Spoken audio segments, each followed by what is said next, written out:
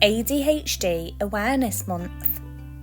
October is ADHD Awareness Month. What is ADHD? ADHD stands for Attention Deficit Hyperactivity Disorder. It is a form of neurodiversity that can make it hard for a person to control their activity level and reactions to what's going on around them. Some children with ADHD may have difficulty following instructions or listening in the classroom. They may also move excessively or fidget and may find it hard to self-regulate. It is often recognised as a hidden disability. You wouldn't be able to tell that someone has ADHD by their appearance.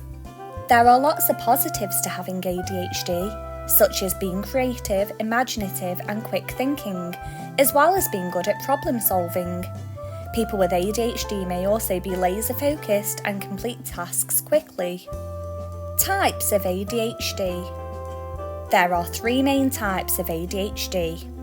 Inattentive ADHD, which may present as being very distractible, having difficulty remembering or poor organisation. Hyperactive-impulsive ADHD, which may present as being impatient, having excessive movement, talking and interrupting, as well as difficulties in turn-taking.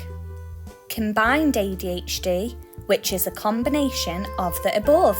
What is hyperfocus? Although the condition is described as having an attention deficit, people with ADHD can pay attention.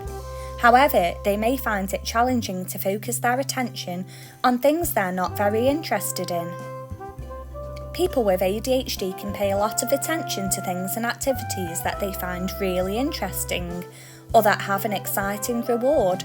This is called hyperfocus. Think about your lessons at school.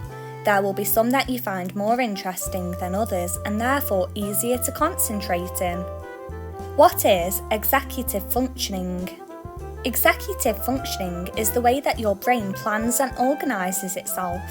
Things like knowing you need to pick up your door keys when you leave the house or remembering meetings or appointments. People with ADHD may struggle with their executive functioning skills.